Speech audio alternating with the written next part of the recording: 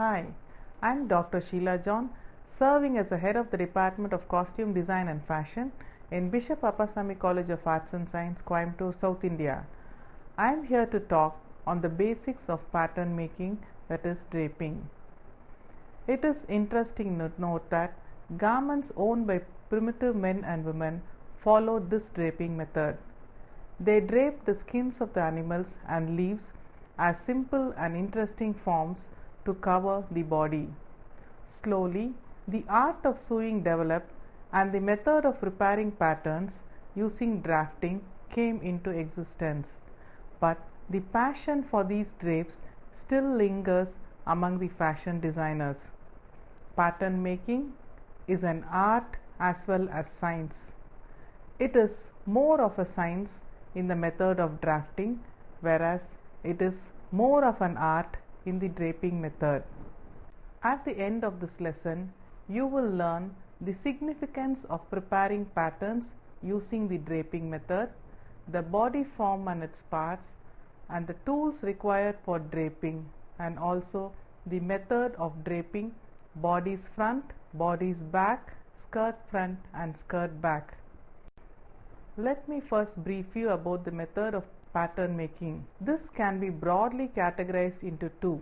The first is the drafting method and the second is the draping method. The drafting method is widely followed in the ready-made garment industries where the garments are manufactured in bulk. This method is also found to be ideal in men's garment sector. But the draping method is considered significant over the drafting for the following reasons. The first, the drafting method requires a skilled pattern master for creating garments in this form. It is difficult to manage and create a two-dimensional pattern piece for a stitched three-dimensional garment. The pattern master should have a sound technical knowledge about pattern drafting and its principles. It involves mathematical calculations, so it may not be easy for all. It cannot be used for garments with complicated drapes. We will now learn more about the draping method. Draping is a process of creating patterns with muslin cloth on a body form. In other words, a piece of fabric is draped on the body forms with positions for darts and pleats. This is done in a cheaper and a thinner fabric named muslin. This method is ideal for garment styles with complicated drapes. Interesting and beautiful drapes can be achieved through this method. If a person remains in the same size, the customer need not go to the couture house for giving measurement if the body form of his size is available in the couture house.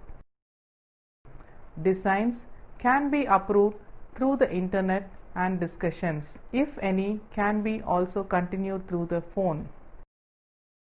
After the confirmation of the order, the dressmaker will create it with the help of the dress form available in the couture house. This is ideal for celebrities and high-profile people who will not be able to spend their time in the designer house. And the limitation for this method is the preparation of the body form for individual measurements. It is costly, time-consuming and a laborious process. In majority of the cases, people change in sizes and hence the dress forms become useless, and again the preparation of a dress form all over again becomes a tedious one. We will now learn about the body form and its types. Body form is a replica of a three-dimensional human body without face, hands and legs. Body form comes in different sizes for child, women and men of different age groups. But this is usually in the standard measurements. The body forms are padded with a thin layer of foam and are mounted on a vertical stand. The stand is positioned with wheels which helps in easy movement of the body forms. The body forms can be rotated freely, which makes it easier for the designer to handle the body form during draping. The partial body forms is also available which does not have legs, while the full body forms have legs. It also comes with collapsible shoulders. Body forms can also be created for any individual size. Without the brown paper, drafting cannot be done, and in the same way, draping is not possible without the body form. It is very important to know about the essential tools that is needed for the draping process. The first one is a style tape. This is a narrow satin ribbon which is pinned on to the body form along the waistline, bust line and hip line. This serves as a guideline for draping the muslin pattern. L square scale. This is a ruler in the shape of an L. This has measurements marked in centimeters and inches.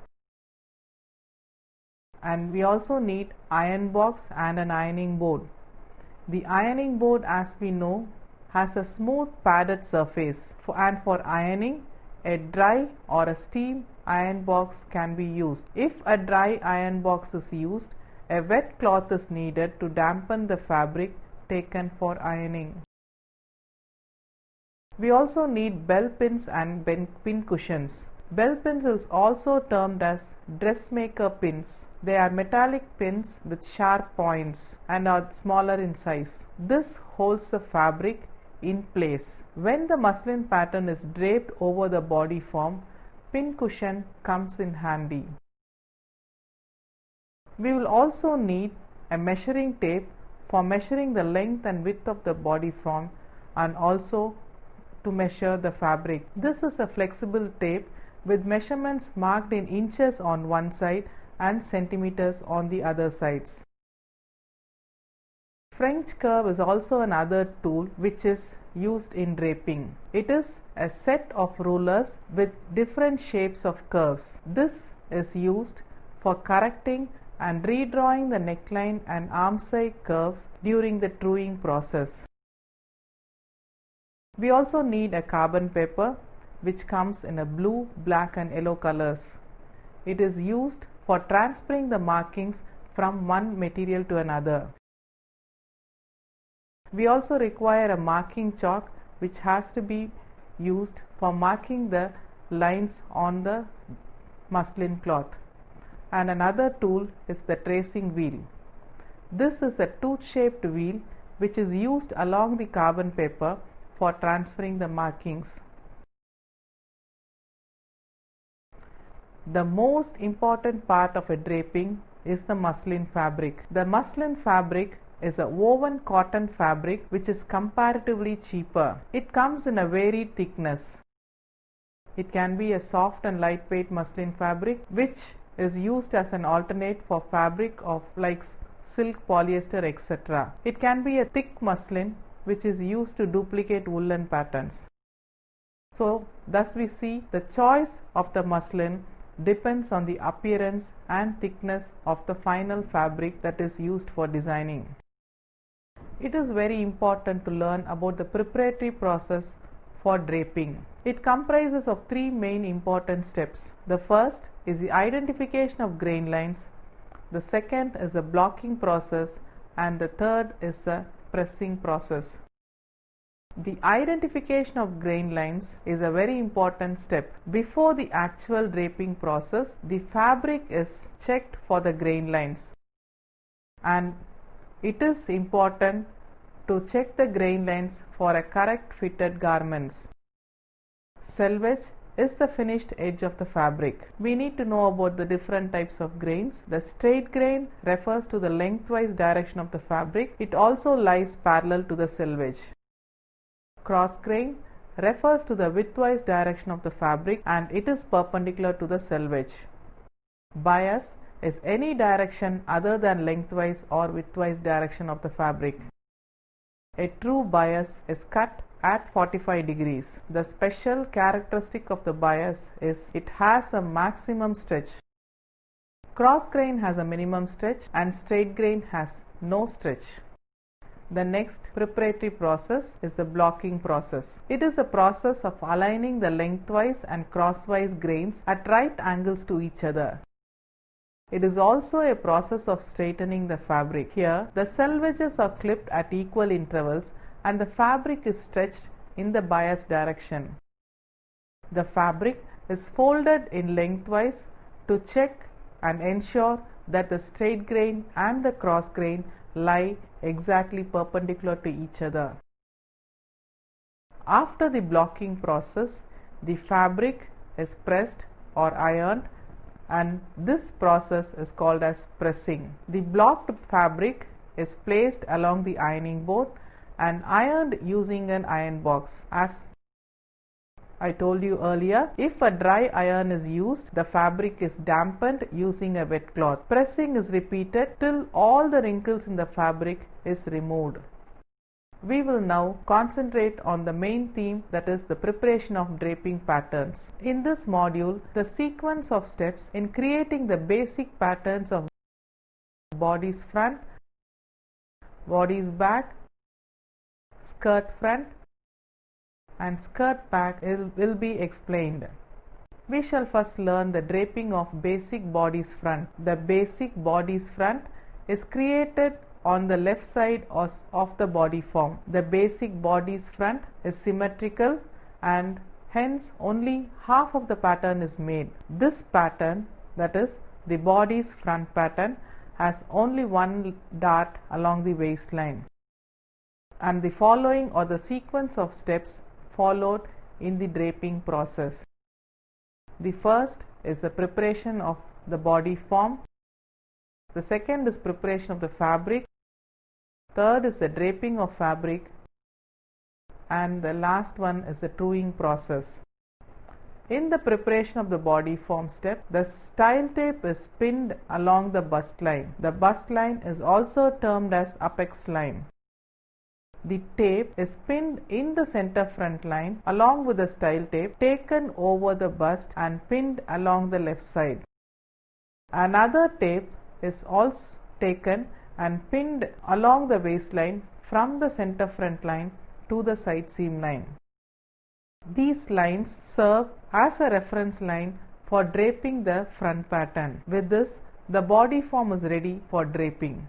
Simultaneously, the fabric is also prepared where a rectangular piece of fabric is cut with the required length and width measurements. For the lengthwise measurement, the length of the body's front is measured from the neck to the waistline of the body form along the center front line. Also, leave an extra allowance of 4 inches at the top and the bottom. For widthwise measurements, the distance between the center front and the side of the body form along the bust line is measured. Add an extra allowance of 4 inches along the width at the side seam. In the muslin fabric, a fold for 1 inch is made in the lengthwise direction, that is along the straight grain. This serves as a center front line, and in the muslin fabric, apex line is also drawn using the L scale in the middle of the fabric perpendicular to the center front. Mark the side seam line along the apex line. The marked fabric goes for the draping. The muslin fabric is positioned over the body form by matching the center front line and the apex line. After positioning the fabric along the apex line, the fabric is pinned to the body form at the center front neck, center front waist and top of the side seam. Next, remove the wrinkles along the neckline and pin the shoulder line. Cut the neckline after leaving half an inch allowance. Clip the fabric from the top of the neckline to remove the wrinkle and to obtain a smooth curve. After the completion of neckline and the shoulder line, pin the muslin along the side seam line. The excess fabric at the waistline between the center front and the side seam is folded and converted into a dart. This dart is aligned and positioned along the princess line. Next, the fabric along the arm side is smoothened and an armhole curve is marked. Here also the slashes are made. Similarly, the waistline, shoulder line, side seam line is marked with a marking chalk. The excess fabric beyond the marked lines is cut with an extra allowance of ½ inch.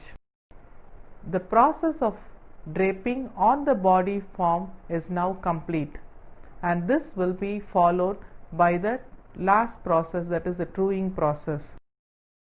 The truing process is a process of transferring the muslin pattern outline and shapes onto a brown paper or a point paper. After the completion of draping process, check if all the lines are drawn, and then the body's front pattern is removed from the body form and is placed on the paper. The outlines of the patterns like shoulder line, neckline, center front line, waistline, side seam line are transferred to the paper using the carbon paper and the tracing wheel. The position of the dart is also marked. All the outlines are corrected and smoothened for a neat continuous line or a curve. French curves are used for drawing a smooth curve. Seam allowances for stitching are given at the end of the truing process. The next is a draping of the basic body's back. The basic body's back pattern has a waistline dart, and the steps in draping the pattern are similar to the steps used in the front pattern. The only difference is in the front pattern, the apex line serves as a cross grain, and in the back pattern, it is positioned across the shoulder blade.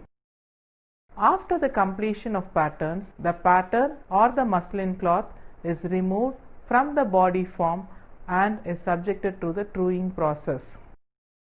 I hope you have learned the body's front and the back. Now we will move on to the draping of the basic skirt front and back. The basic skirt front pattern has two waistline darts, and the steps in preparing the draping of the skirt is also similar to the draping of the front.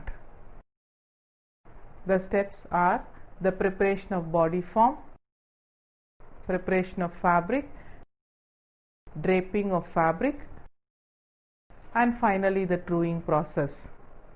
In the preparation of the body form, a style tape is fixed along the waistline. The hip position is also marked with the style tape. The hip is usually 7 to 9 inches from the waistline. The skirt pattern is a symmetrical pattern, and hence the draping pattern is created for only half of the skirt. The hip line and the waistline will be perpendicular to the floor. The preparation of the fabric involves the following steps. A rectangular piece of fabric is first cut with the following measurements. For the lengthwise measurement, place the tape on the center front line starting from the waistline going beyond the hip line. The length of the skirt may vary according to the taste and desire of the wearer. Add 3 inches onto the top and bottom of the skirt length. The width of the skirt is measured from the center front to the side along the hip line. While cutting the fabric, an extra allowance of 3 inches can be given at the sides. Using the L scale ruler, the hip line is marked in the muslin fabric. This also serves as a guideline for positioning the cross grain on the body form. In the rectangular piece of fabric, fold 1 inch of fabric at the center front line. Lines are also drawn for the side seam using the width measurement. The hip line is also drawn in the appropriate position. Now we'll see the draping of the fabric on the body form. Place the 1 inch fold along the center front position in such a way that the hip line of the fabric is placed exactly over the style tape placed on the hip line of the body form. The fabric is smoothened and pinned along the center front waistline and the side seam line. The excess fabric along the waist is converted to two waistline darts positioned between princess line and the side seam line. The waistline, side seam line and the hemline is marked neatly using the marking chalk. The excess material beyond the marked lines is cut, leaving an allowance of ½ inch. Now that the pattern is complete, we will go on to the truing process. The skirt is removed from the body form and placed flat over a paper. Using the carbon paper and the tracing wheel, the markings of the center front line, waistline, side seam line and hemline is drawn on the paper. The position and length and width of the darts is also marked on the paper. This same procedure is followed for the skirt back pattern also. Now that we know about the basic bodice front and back, skirt and back, we'll also know a little more about creating variations in the body's front and back patterns. Yokes can be created along the shoulder line, waistline or princess line. Fullness can be introduced at the desired positions. For example, small tucks can be placed along the princess line or slightly above the apex line. Different shapes can be given in the neckline. Collars like flat collar, shirt collar or any other collar can be introduced along the neckline. The positions of the trimmings and decorations like frills and laces can be placed in appropriate positions. Similarly, many variations can also be brought in the basic skirt front and back pattern. Inclusion of yoke can be done at the waistline, which is also called as midriff yoke. Yokes can also be placed in any other desired position and shape. Addition of fullness like pleats, gaudets, etc. can also be done easily and perfectly. Trimmings and decorations can be added as per the taste. We shall also learn a little about the limitation of the draping. As we know, the body forms are available in standard sizes and not all the individuals will fit into these sizes. And as we learned earlier, the creation of a body form is a laborious process. And an individual has to sit for a continuous long hours during the process of creating the dress form. It is common that the people either put on weight or reduce in size. Either way, the body form becomes useless and hence the draping process cannot be done. The process of draping is a beautiful art, and this brings marvelous designs in the hands of the creative designer and people like you. Numerous interesting styles can be created using this method. The basic knowledge that you learned now in the draping will definitely enable you to create more number of styles. Try different styles and gain more knowledge. God bless you. Have a nice day.